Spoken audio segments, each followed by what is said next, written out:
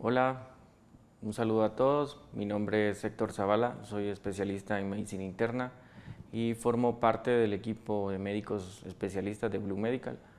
En este mes de noviembre tratamos el tema de diabetes mellitus, una enfermedad crónica que afecta a una gran parte de la población mundial.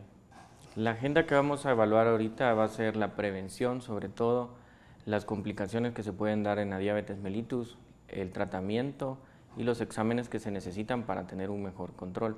Para comenzar, tenemos que hablar acerca que la diabetes mellitus es una enfermedad crónica de múltiples causas en la cual los niveles de glucosa son elevados en sangre. La prevalencia a nivel mundial es de casi 463 millones de habitantes. Esa fue una estadística que se tomó para el año 2021 y se espera que para el año 2045 la estadística va a ser de aproximadamente 700 millones de habitantes, lo que representa casi un 10% de la población mundial. El impacto de esto a nivel socioeconómico y cultural pues es elevado, ¿verdad? Ya que una persona que tiene diabetes mellitus pues tiene una alta carga económica respecto a sus medicamentos y las complicaciones en las cuales estas incurren. Los principales factores de riesgo que están ocurriendo, que han ido ocurriendo en el transcurso del tiempo, ¿verdad? Son la obesidad, la falta de actividad física, las comidas chatarras y el envejecimiento de la población. Poco a poco la pirámide de la población ha ido cambiando. De ser una población meramente joven, hemos ido evolucionando a una población totalmente longeva, ¿verdad? Esto debido a los mejores cuidados respecto a la salud y las mejoras en los medicamentos, sobre todo en el manejo de la diabetes. La diabetes mellitus pues, es una enfermedad que ya cuando está establecida no podemos hacer un regreso, pero sí podemos tener medidas de prevención, que el principal y el pilar fundamental es los cambios en el hábitos saludables. La prevención de la enfermedad es lo primero que tenemos que hacer.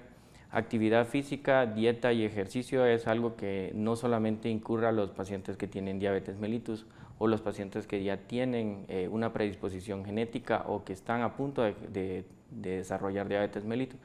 Esto incluye a toda la población en general.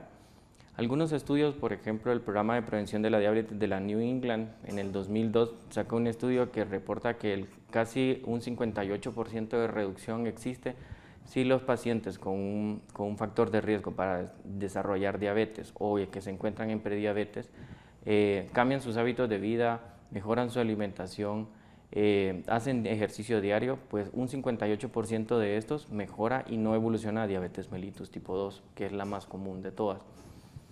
En cuanto a la prevención, pues tenemos que tener un balance, ¿verdad? En cuanto a la actividad física, que es una gran parte de lo que tenemos que tomar en cuenta, ¿verdad? Las guías indican que alrededor de 150 minutos, o por lo menos estar haciendo una hora diaria en 3 días consecutivos durante la semana es lo más recomendado para obtener una reducción de la incidencia de diabetes mellitus. Esto lo podemos hacer ya sea nadando, caminando, corriendo, inclusive andando en bicicleta. No hay una limitación acerca del ejercicio. Muchos pacientes le preguntan a uno, ¿puede nadar? ¿Puedo hacer bicicleta? ¿Cuenta eso como ejercicio? Claro que sí.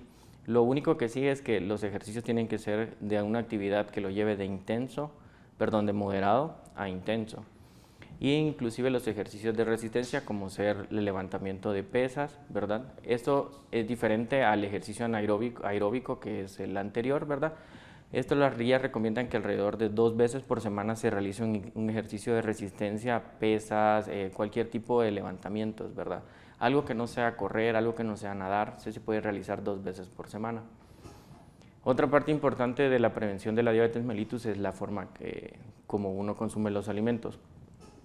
En el caso existe un estudio que sacó en el año 2010 la Escuela de Nutrición de Harvard, que reporta cómo debemos comer, ¿verdad? Cómo debemos dividir el plato de comida.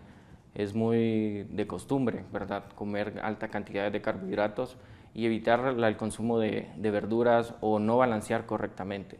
El hecho de llenar el plato totalmente de carbohidratos y tener aparte verduras o frutas, ¿verdad? No es la forma adecuada de consumir los alimentos.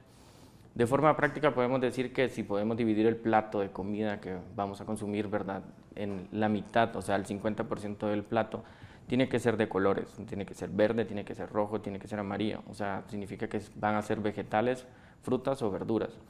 Y eso lo podríamos dividir como nosotros querramos, pero más o menos tiene que estar la mitad del plato en este tipo de proporción. El otro cuarto del plato pueden ser carbohidratos, que los que normalmente consumimos son arroz, papa, cualquier tipo de pan, pero sí tiene que ser un cuarto. Y en menor medida, casi un poquito menos del cuarto del plato tiene que ser proteínas. Ahora bien, en caso de los aceites, ¿verdad?, se recomiendan más los aceites que no son trans, ¿verdad? Entonces podemos consumir aceite de oliva en este caso para mejorar el beneficio de los alimentos, aumentando la cantidad de ácidos grasos omega 3, ¿verdad?, para así tener un mejor control de las dislipidemias. Muy importante el consumo de agua, que debe ser alrededor de 1 o 2 litros diarios, y en el caso de cuando vamos a comer tiene que ser alrededor de un vaso o 2 al día, ¿verdad? Muy importante que las bebidas que consumamos, en el caso de que estemos tratando de prevenir la diabetes, pues no tenga azúcar añadida, ¿verdad?, o cualquier tipo de saborizante artificial, de preferencia que sean naturales, ¿verdad? Y esto añadido a las etapas a un buen hábito alimenticio, inclusive a buenos hábitos de sueño, ¿verdad?, que es algo muy importante. Los pacientes que no tienen, ¿verdad?, un buen hábito para dormir, duermen pocas horas, esto eleva los niveles de cortisol y el cortisol hace que se eleve los niveles de azúcar en sangre. Ahora bien, en la etapa de la diabetes pues tenemos varias etapas, ¿verdad? Si podríamos inclusive hasta tomar que el sobrepeso es parte de eso, pero dentro de las guías no existe ninguna referencia acerca de eso. Pero una persona que ya tiene alrededor del 25% de masa corporal para arriba ya se considera una persona que tiene sobrepeso. Pero en el caso exclusivo de la diabetes y las etapas tempranas, ¿verdad?, tenemos la prediabetes y la resistencia a la insulina. Ambas son entes o partes de la diabetes que pasan muy desapercibidas. Comúnmente la prediabetes son personas obesas que tienen crecimiento de acrocordones, ennegrecimiento de partes de la piel, ¿verdad?, y son personas que tienen mucho insomnio, sufren de ansiedad, sufren de estreñimiento y tienen sobre todo sobrepeso, ¿verdad? Y en algunos momentos presentan otros síntomas relacionados con la diabetes, como elevaciones transitorias de la glucosa, ¿verdad?, que posteriormente les aparecen normales. Casi siempre esta etapa es asintomática y lo va a caracterizar laboratorialmente con una elevación de la hemoglobina glicosilada, que es el control que se lleva uno en 3 meses de la diabetes, ¿verdad? Esos son los niveles de azúcar que se manejan dentro de la membrana del eritrocito durante 3 meses. Entonces lo que mide es el porcentaje que existe, ¿verdad?, o que existió dentro del eritrocito de glucosa en su membrana. Los valores siempre andan alrededor de 5.7 a 6.4%, ¿verdad?, y los niveles de glucosa, ya sea en ayunas o postprandiales, siempre andan alrededor de 100 a 125, ¿verdad? Esto no quiere decir que por tener estos valores pues no vamos a desarrollar diabetes y no vamos a empezar un medicamento, pero lo vamos a tratar más adelante. Los factores de riesgo principales para desarrollar prediabetes está el sobrepeso, la falta de actividad física. Los antecedentes familiares son muy importantes, ¿verdad? Si tenemos padre, madre, hermanos, tíos, ¿verdad?, que tienen diabetes mellitus y nosotros tenemos una morfología muy parecida a ellos y hábitos muy parecidos, ¿verdad?, vamos a tener mayor riesgo de desarrollar diabetes mellitus. La edad también influye, ¿verdad?, pero no es un factor que está exclusivamente en los pacientes que son mayores de 45 años, que es más o menos la edad donde comienzan a desarrollar síntomas de diabetes mellitus. Pueden ser previamente en edades muy tempranas, ¿verdad?, desde la infancia, que no es el punto de tratar en estos momentos, pero sí. Ahora bien, dentro de los factores de riesgo tenemos las etnias. El ser hispanos, ¿verdad?, afrodescendientes o descendientes de chinos o a nativos americanos, ¿verdad?, es un factor muy de riesgo. Pero simplemente los hábitos que tenemos ahora en día pues nos hace a todos, ¿verdad?, predispuestos a tener diabetes mellitus. Ya dentro de la diabetes mellitus tenemos los dos tipos más comunes, ¿verdad?, que son la diabetes tipo 1 y tipo 2. También tenemos la diabetes tipo 3, ¿verdad?, pero son otro tipo de diabetes, ¿verdad? En este caso vamos a tratar de las que son prevenibles mediante dieta, ejercicio, y también podemos tratar por medicamentos. La diabetes tipo 1 es la diabetes que se presenta más comúnmente en la infancia, ¿verdad?, o a edades tempranas durante la infancia. en el que hay un déficit exclusivo o absoluto de insulina. El páncreas no produce insulina, y entonces por lo cual nosotros necesitamos agregar insulina al paciente. Es el típico paciente que es delgado, que no come mucho, ¿verdad? Y su azúcar siempre se mantiene en niveles muy altos. No hay asociación de grupos étnicos y tiene una alta prevalencia genética. Si tiene padre, madre que tiene diabetes mellitus tipo 1, pues la prevalencia de esto, ¿verdad? O la incidencia de diabetes mellitus en sus hijos, pues va a ser más alta que un paciente que tiene diabetes mellitus tipo 2. Ahora bien, en la diabetes mellitus tipo 2, esa se va desarrollando con el tiempo, que es la que comienza con una prediabetes casi exclusivamente. Son los pacientes obesos, son los pacientes que desarrollan resistencia a la insulina. Y poco a poco pues se fue desarrollando, su páncreas fue perdiendo función y hasta el punto de que necesita un apoyo extra para producir, para mejorar, ¿verdad?, el metabolismo mediante de la glucosa. Este se da comúnmente en los adultos, ¿verdad? Y es el paciente que tiene sobrepeso casi siempre. Los factores de riesgo pues sí aumentan cuando el paciente es obeso, ¿verdad? En pacientes delgados sí lo pueden desarrollar, pero también se tiene más predisposición cuando son obesos. Y las razas, ¿verdad?, ser afrodescendientes, hispanos, latinos americanos o asiáticos influyen. Dentro de la importancia de saber las complicaciones de la diabetes mellitus, pues que son enfermedades crónicas. Las enfermedades crónicas, a diferencia de las enfermedades agudas como una gripe, como una neumonía, una infección urinaria, las enfermedades crónicas siempre son de evolución lenta, por lo cual el cuerpo se acostumbra mucho a mantener niveles altos de azúcar o de glucosa en sangre. Y esto nos lleva a complicaciones cardiovasculares, que son las complicaciones macroscópicas que tiene la diabetes mellitus, y complicaciones microvasculares, ¿verdad? Dentro de las macrovasculares tenemos las cardiopatías isquémicas, son los pacientes que están muy predispuestos a tener infartos agudos de miocardio, dilataciones del corazón, insuficiencia cardíaca, enfermedad cerebrovascular e insuficiencia arterial periférica. Esas son las principales y las más peligrosas, ¿verdad?, que tenemos, pero tenemos también las que son un poco más silenciosas, que son las microvasculares.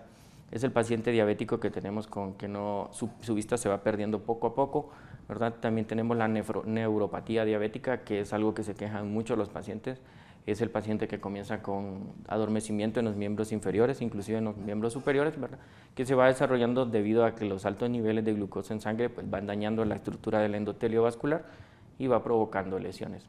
Y por último, una de las microvasculares que tiene más complicaciones y más alta mortalidad, y es la que tratamos siempre de prevenir, es la nefropatía diabética, ¿verdad?, que puede llevar a la larga en una insuficiencia renal y al final llevarnos a una insuficiencia renal terminal o estadio 5 que necesita diálisis. Dentro de esto, ¿verdad?, lo que tenemos que buscar, existen diferentes controles y exámenes, ¿verdad?, muy importante que siempre acudan a consulta médica mes a mes, ¿verdad?, para poder tener un mejor control de la diabetes. El hecho de que ya esté con medicamentos no excluye, ¿verdad?, que tengamos complicaciones, no excluye tampoco que se hagan modificaciones en el tratamiento. Y todos los pacientes son diferentes. Lo que toma uno no puede consumir el otro, y lo que toma, por ejemplo, un familiar no es el mismo que va a tomar el hijo, por ejemplo. Dentro de los más comunes está el monitoreo de la glucosa.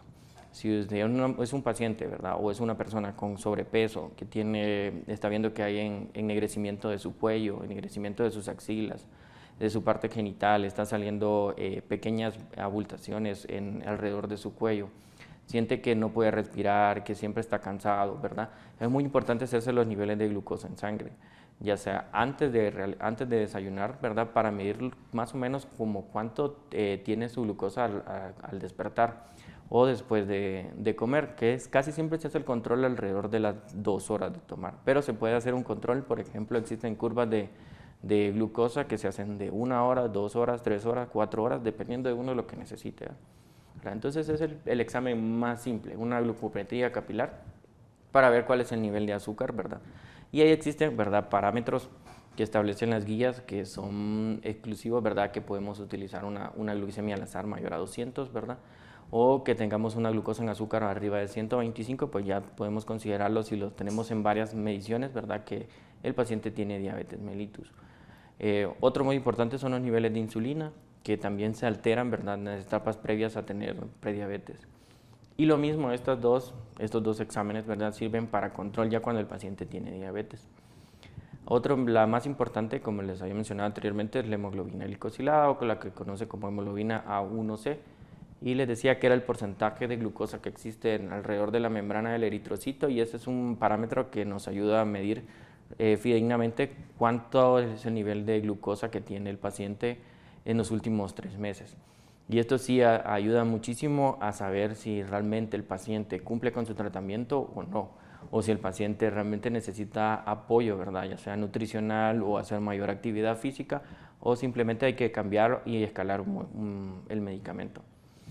También dentro de la diabetes pues existe el síndrome metabólico, que está muy unido a la diabetes mellitus. En el síndrome metabólico tenemos muchos factores, ¿verdad? Está el sobrepeso, que es el principal, ¿verdad? El aumento del diámetro de la cintura, el aumento del diámetro del cuello, tener niveles altos de colesterol, triglicéridos y ácido úrico también influye en eso, ¿verdad? Y ser hipertenso. Entonces, cuando se hace control de la diabetes, no solamente se tiene que hacer el control del azúcar o de la glucosa en sangre, ¿verdad? Siempre tiene que hacer niveles de colesterol, niveles de ácido úrico, pruebas de función renal, orinas, para ver que no existan daños o que no se esté avanzando en otras enfermedades, ¿verdad?, respecto a la diabetes. Es muy común, por ejemplo, tener triglicéridos altos por un mal control de la diabetes, y al controlar la diabetes controlamos los triglicéridos. Y sobre todo que los pacientes con diabetes mellitus tienen mucha prevalencia de enfermedad vascular, y eso se debe por los niveles altos de colesterol. También tenemos estudios de imágenes que también son importantes en la diabetes mellitus, ¿verdad? No existen para las enfermedades microvasculares, excepto un ultrasonido renal o los ultrasonidos hepáticos para ver la cantidad de hígado graso que tenemos, ¿verdad?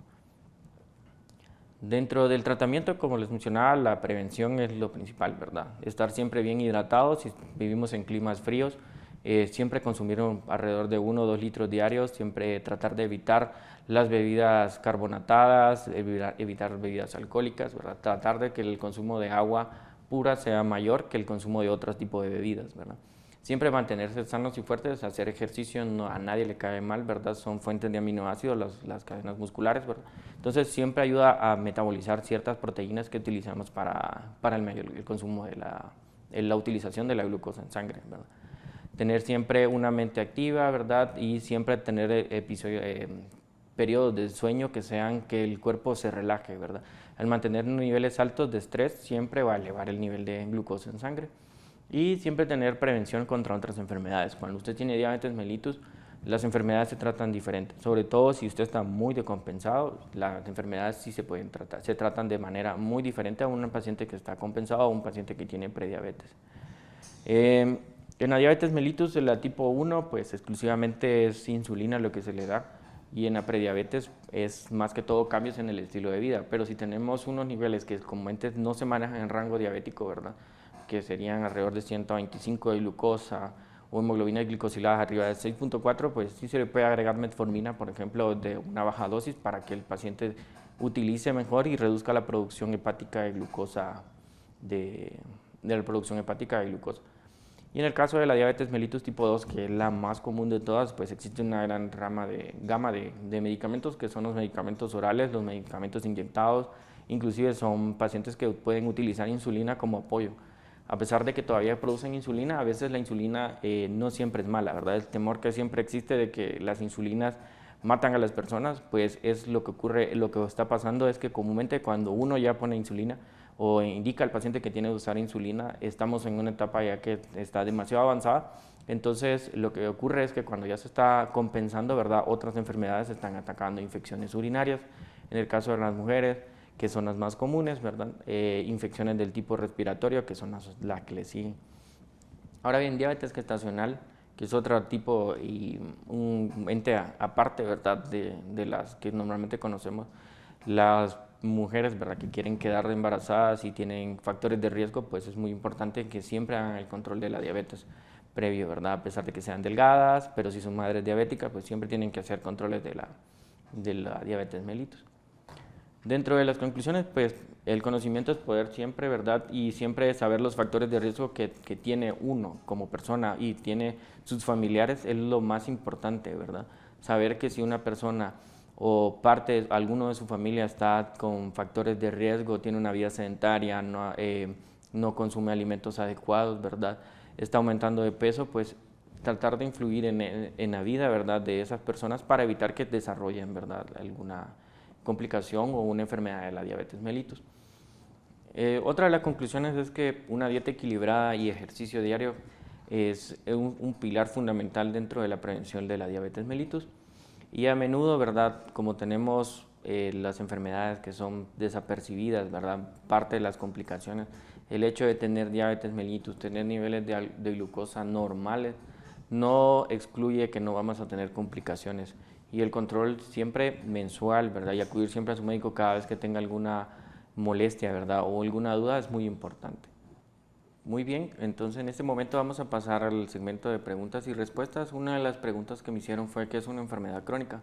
Las enfermedades crónicas, a diferencia de las enfermedades agudas, que podría ser una gripe, una diarrea, una infección urinaria, son enfermedades de evolución lenta, casi siempre pasan desapercibidas, ¿verdad?, durante un largo periodo hasta que desarrollan síntomas o complicaciones. Para esto, ¿verdad?, las enfermedades crónicas siempre necesitan un tratamiento a largo plazo o un tratamiento continuo indefinido, ¿verdad?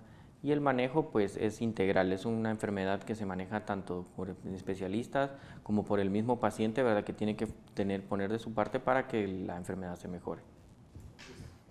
Otra de las preguntas que recibí es ¿qué es la prediabetes? Tal vez no se quedó el concepto claro, pero la prediabetes son etapas iniciales o etapas previas a desarrollar diabetes mellitus.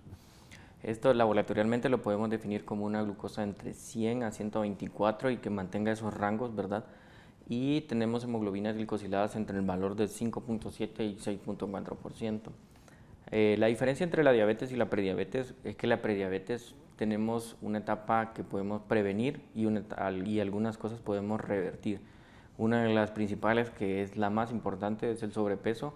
Es lo que podemos revertir en un paciente, ¿verdad? Y eso disminuye muchísimo la incidencia de diabetes mellitus. Una de las que podemos prevenir, ¿verdad?, o mejorar es el factor genético. Si nosotros tenemos un familiar directo que tiene diabetes mellitus, y estamos con factores de riesgo y ya estamos en los rangos de glucosa que se manejan para prediabetes, pues podemos mejorar eso mejorando los hábitos de vida, ¿verdad?, mejorando la alimentación, la hidratación, haciendo ejercicio y en algunos de los casos apoyando con medicamentos como las mencionaba, la metformina. Bueno, una pregunta más ¿qué son las enfermedades silenciosas? Las enfermedades silenciosas las podemos llamar también enfermedades crónicas. Son enfermedades que tienen periodos prolongados de aparición en el cuerpo. Son enfermedades que el paciente tiene métodos adaptativos, ¿verdad?, que hacen que no tenga síntomas durante la enfermedad se está iniciando, hasta que debutan con enfermedades o complicaciones, en el caso de la diabetes mellitus, las complicaciones más severas que son la cetoacidosis y el estado hiperosmolar. Como recomendaciones finales, en este mes de la diabetes mellitus, tenemos que existen complicaciones hepáticas, renales, cerebrales y muy importante cardiovasculares, por lo cual es importante tener un mejor manejo y control de esta enfermedad, ¿verdad?, y sobre todo prevenir cualquier tipo de complicaciones. Existen factores de riesgo que debemos evitar o excluir de nuestro día a día, como es el consumo de alcohol, la obesidad, el sedentarismo, la falta de actividad física, el consumo alto de carbohidratos que tenemos ahora en día, ¿verdad? Si usted ha notado que tiene síntomas que no son normales en usted, ¿verdad?, o usted tiene hábitos que ya no son normales, como tener insomnio, aumento de la sed, tener mucho apetito, pérdida de peso, pues en Blue Medical tenemos una red de especialistas, laboratorios, soporte nutricional y sobre todo tratamiento que le podríamos brindar. Así que están invitados a que se acerquen si tienen alguno de estos síntomas y poder darle una buena atención.